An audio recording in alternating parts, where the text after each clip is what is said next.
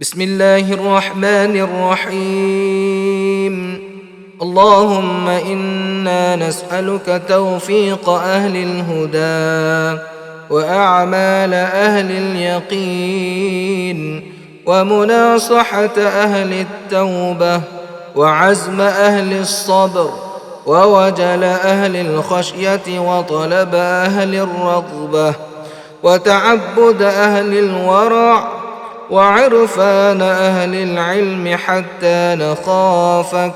اللهم إنا نسألك مخافة تحجزنا عن معاصيك حتى نعمل بطاعتك عملا نستحق به رضاك، وحتى نناصحك في التوبة وخوفا منك حتى نخلص لك النصيحة، وحتى نتوكل عليك في الأمور كلها، وحتى نحسن الظن بك سبحان خالق النور.